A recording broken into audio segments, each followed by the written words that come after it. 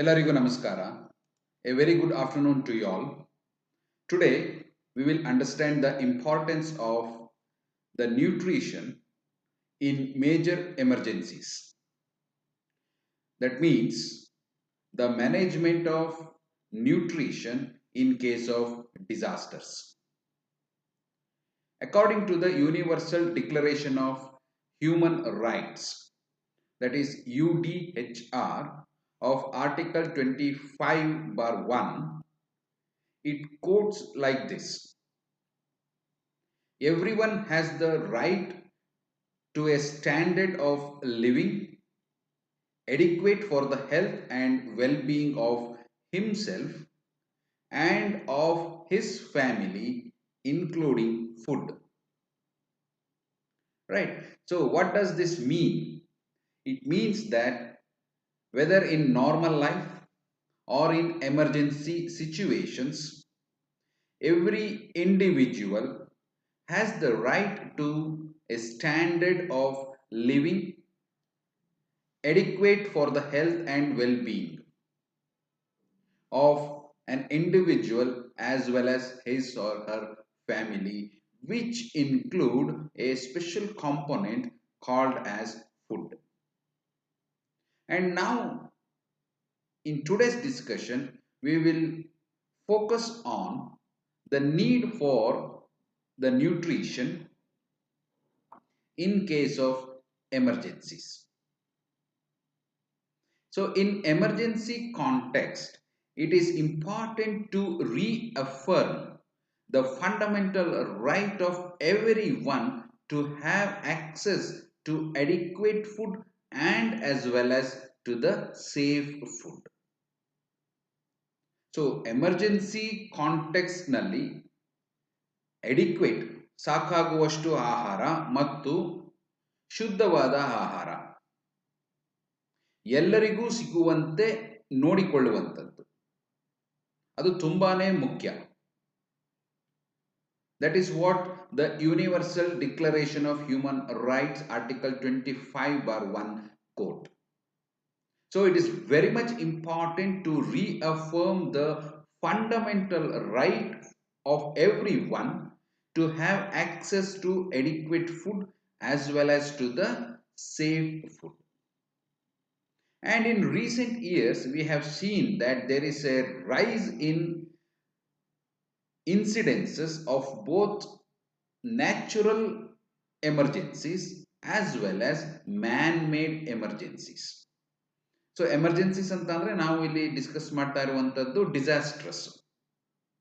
So disasters ನಲ್ಲಿ ಎರಡು ವಿಧಗಳಿವೆ. ಒಂದು ನ್ಯಾಚುರಲ್ ಡಿಸಾಸ್ಟರ್, ನೈಸರ್ಗಿಕವಾಗಿ ಆಗುವಂಥದ್ದು, ಈ ಫ್ಲಡ್ ಈ ರೀತಿ. ಎರಡನೇದು ಮ್ಯಾನ್ ಮೇಡ್ ಡಿಸಾಸ್ಟರ್ಸ್, ವಾರ್, ಯುದ್ಧಗಳು ಅಥವಾ ಯಾವುದಾದ್ರೂ ರೇಡಿಯೇಷನ್ ಯೂನಿಟ್ ಕೊಲ್ಯಾಪ್ಸ್ ಆಗುವಂಥದ್ದು, ಬರ್ಸ್ಟ್ ಆಗುವಂಥದ್ದು.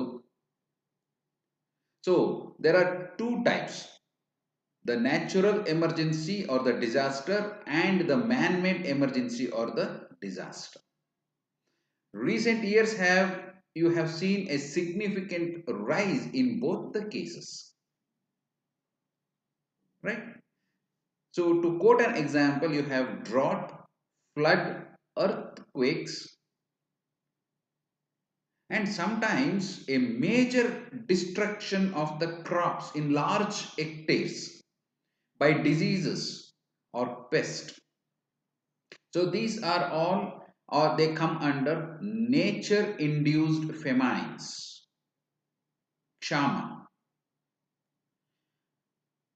And the man-made famines are the war, civil conflicts, etc. So these are some of the typical example to understand the difference between a natural emergency and as well as man-made emergency. And even the accidental exposure of chemicals and radiations, they are not a rare phenomenon these days. Very recently, when the country was under lockdown, complete lockdown, we have seen in Andhra Pradesh that there was an explosion of a chemical industry, a gas explosion, and how many people have suffered during the emergency situation within that vicinity. So, accidental exposure of chemicals as well as radiations. So it is happening quite often. They are not rare. So we have to be prepared to face such situations, right? And what happens? What is the outcome when these emergencies occur? Number one, when major emergencies often result in food shortage, because there will be immediate requirement of food.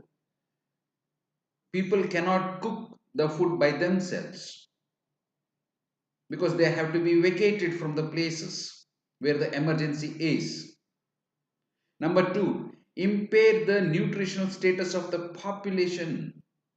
So the nutritional status of that particular community or the population within that area or the geographical location is totally imbalanced or impaired or damaged. And number three, excessive mortality, ಸಾವು ನೋವುಗಳು ಹೆಚ್ಚು. In almost all age groups, ಮಕ್ಕಳಿಂದ ವೃದ್ಧರವರೆಗೆ ಸಾವು ನೋವುಗಳು ಜಾಸ್ತಿ ಇರುತ್ತೆ. So emergency situations ನಲ್ಲಿ ಈ ಮೂರು ಫ್ಯಾಕ್ಟರ್ಸ್ ತುಂಬಾನೇ important, right? Number one, food shortage. Number two, nutritional status of the population is impaired or damaged. Number three, excessive mortality in almost all age groups. So we see all these factors which is a result of major emergencies. So we have to address all these three important factors. We have to come out with a solution for all these three factors. Right? So nutrition is therefore a key public health concern in emergency management. So first and foremost is to vacate the people, to see to it that the mortality rate is almost zero, people do not suffer from illness. And for all these things to happen, equally important is hand to hand, that is nutrition. Nutrition is therefore a key public health concern in emergency management. And malnutrition is one or more of its various forms,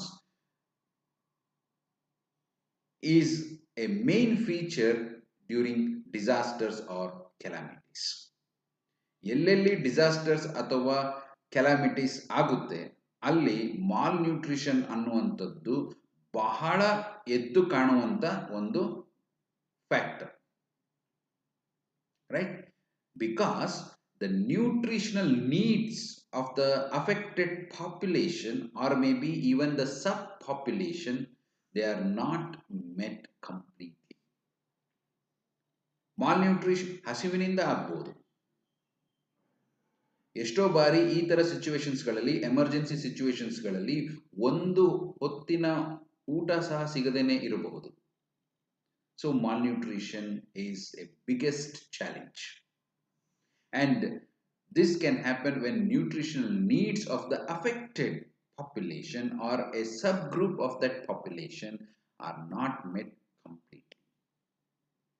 ಯಾರು ನಾವು vulnerable people ಅಂತ ಹೇಳ್ತೀವಿ, who are facing these emergency situations, they do suffer from malnutrition because the nutritional needs are not met. What is the consequence of malnutrition? Malnutrition ಇಂದ ಆಗುವಂತ ತೊಂದರೆಗಳು ಯಾವ್ದು? Underweight children. Number two, anemic mothers. Number three, marasmic babies. You can see a image over there about a marasmic baby. How the marasmic baby look like when proper nutrition is not given at the right time. And vitamin deficiencies, say for example blindness, scurvy. I have given an image for that also. how the scurvy affect, and beriberi and also ಪೆಲ್ಲೆಗ್ರಾ ಇವೆಲ್ಲ ಬೇರೆ ಬೇರೆ ರೀತಿಯ ವೈಟಮಿನ್ಗಳ ಕೊರತೆಯಿಂದ ಉಂಟಾಗತಕ್ಕಂಥ ಕಾಯಿಲೆಗಳು. So all these things contribute when the nutrition needs are not completely met. And these things can happen very much often when an individual or a population or a subgroup of a population go through the emergency situations, right? So what kind of knowledge about nutritional requirement is important for management of emergencies? ಪೂರ್ವ ತಯಾರಿಗೆ ಬೇಕಾಗಿರತಕ್ಕಂಥ knowledge ಏನೇನು? Number 1, assessment of nutritional needs of individuals.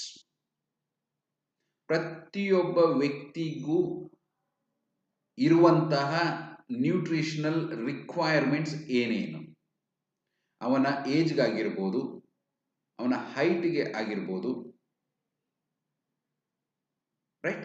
So what is the nutritional requirement or the need of individuals, normal individuals, vulnerable groups, families and population.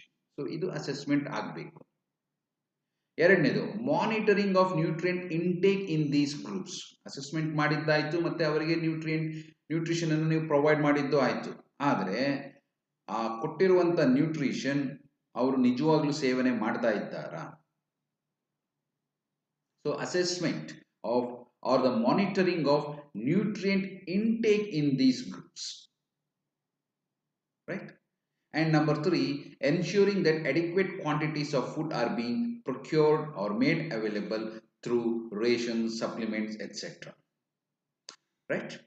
So assessment ಮಾಡುವಂತದ್ದು, ಅವರಿಗೆ adequate quantities of food ಕೊಡುವಂತದ್ದು, ಮೂರನೇದು ಕೊಟ್ಟಿರುವಂತ food ಅಥವಾ nutrient intake in these groups ಆಗ್ತಾ ಇದೆ ಅಂತ monitor ಮಾಡುವಂಥದ್ದು. So these are the 3 important requirements for management of emergencies with respect to nutrition, right?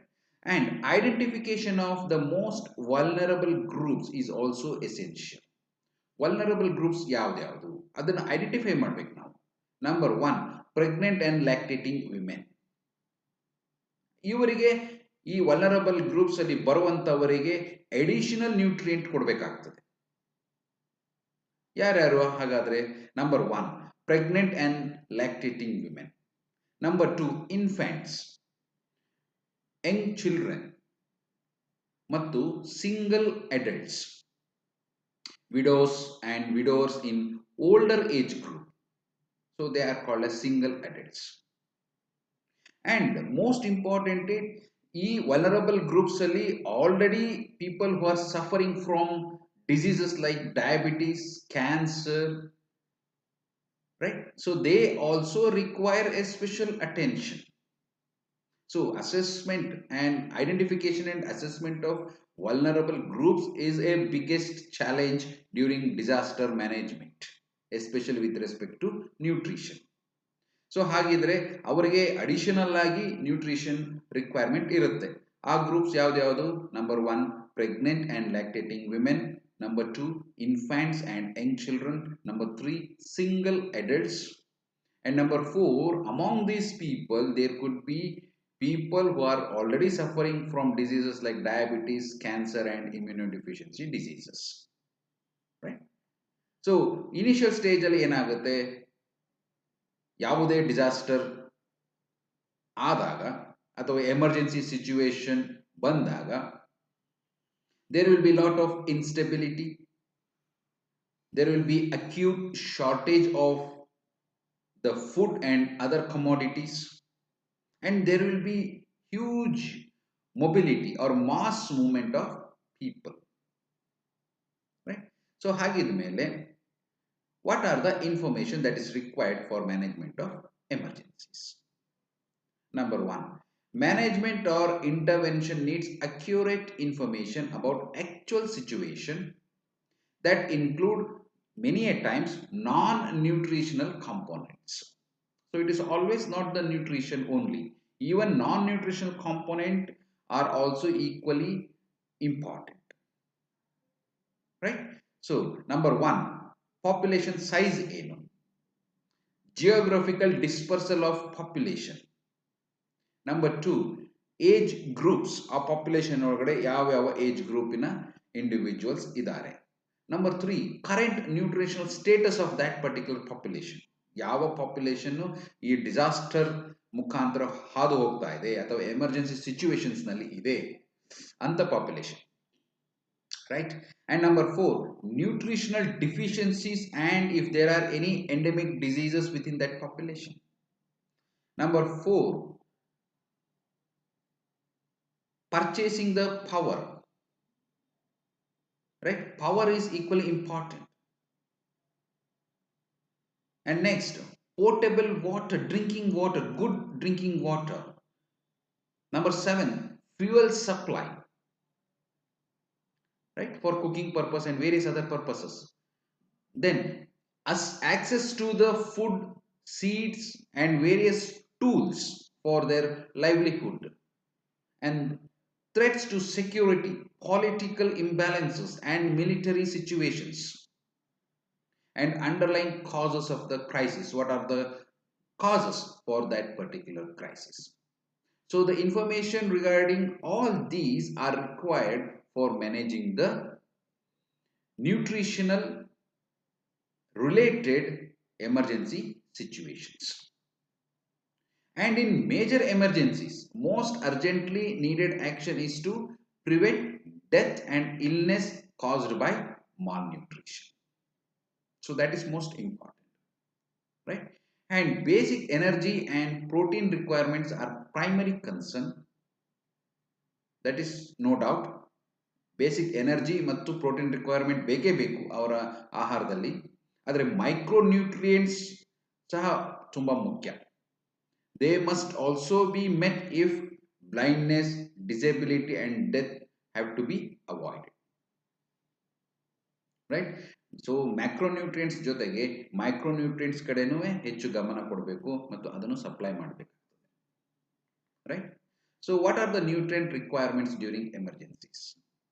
So the daily energy requirement and safe protein intake as per WHO in 1985, it says that the estimated mean daily per capita energy requirement is about 2070 kilocalories, rounded up to 2100 kilocalories.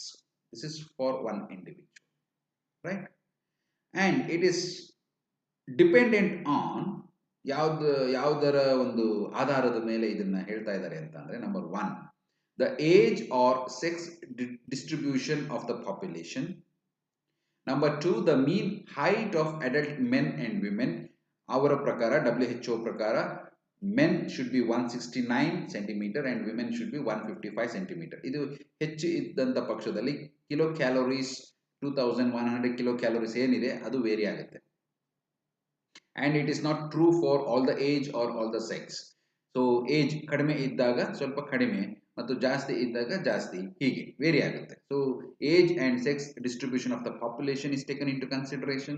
Mean height of adult men and women are taken into consideration, and body mass index, that is a measure of fat with respect to height and weight of an individual. So ಇದು 20ರಿಂದ 22 ಒಳಗಡೆ ಇದ್ರೆ ಮಾತ್ರ ಈ kilo calories ಏನು ಹೇಳ್ತಾ ಇದ್ದೀವಿ 2100 kilo calorie requirement ಇದೆಯಲ್ಲ ಅದು ಸೂಟ್ ಆಗುತ್ತೆ. ಆಮೇಲೆ ಫಿಸಿಕಲ್ ಆಕ್ಟಿವಿಟಿ ಕಡಿಮೆ ಇರಬೇಕು, ತುಂಬ ಜಾಸ್ತಿ ಇರಬಾರ್ದು, ಕಡಿಮೆ ಇರಬೇಕು, ಲೈಟ್ ಇರಬೇಕು. Physical activity is light. And all infants are breastfed from birth to 6 months, and half of the infants of 6 to 11 months are still breastfeeding, and they are deriving half of their energy and protein requirements from breast milk. So ಈ conditions standard conditions ಅಲ್ಲಿ ಇದ್ದ ಪಕ್ಷದಲ್ಲಿ ಒಬ್ಬ ವ್ಯಕ್ತಿಗೆ 2100 kilocalories of energy sample, right? And this table gives you an average of the micronutrients and other specific nutrients, that is in case of emergencies, especially in developing countries. So I will not go into the details of this. You can have a look at this at a later stage. So what are the major nutritional deficiency diseases in emergencies? The major nutritional deficiency diseases is, the foremost is the protein energy malnutrition. Malnutrition ne major nutritional deficiency disease in case of emergency. So the protein energy malnutrition, it is a problem in many developing countries and most commonly affecting children between ages of 6 months to 5 years. Right? And in case of emergencies, that is in times of nutritional emergencies, primarily the more acute form of protein energy malnutrition is observed. So what are the symptoms? These are characterized by rapid loss of weight. There is a sudden loss of weight if an individual is going through PEM, that is protein energy malnutrition. So disaster events nalli athava emergency situations with respect to nutritionally, the most common form of deficiency disorder anta andre adu protein energy malnutrition. So symptom is rapid loss of weight, and it can affect large number of older children, adolescents, and even adults. So there should be a selective feeding program for addressing the problem of protein energy malnutrition. Right? So these programs include providing extra 500 to 700 kilocalorie per day in the form of cooked food or by distribution of dry take home rations. If you are providing in terms of dry take home rations, then it should be 1000 to 1000 kilocalories per day. This is extra. And second most important thing is breastfeeding must be encouraged. It should not be stopped. Right? And micronutrient deficiencies are most common during these emergency situations or calamities. Yake, number one, lack of diversified food items, and number two, non-availability of fresh foods. So micronutrient deficiency ಯಾವಾಗ ಬರುತ್ತೆ ಅಂತಂದ್ರೆ fresh ಆಗಿರುವಂಥ food consumption ಕಡಿಮೆ ಇದ್ದಾಗ ಸ್ವಲ್ಪ ಹೆಚ್ಚು micronutrient deficiencies ಅನ್ನು ನಾವು ನೋಡ್ತೇವೆ. ರೈಟ್? ಸೊ ಕ್ಯಾಲಾಮಿಟೀಸ್ನಲ್ಲಿ ಫ್ರೆಶ್ ಫುಡ್ ಸಿಗುವಂಥ ಚಾನ್ಸಸ್ ತುಂಬ ಕಡಿಮೆ. ಸೊ ಆವಾಗ ಮೈಕ್ರೋನ್ಯೂಟ್ರಿಯೆಂಟ್ ಡಿಫಿಷಿಯನ್ಸಿ ಜಾಸ್ತಿ ಕಾಣಿಸುತ್ತೆ.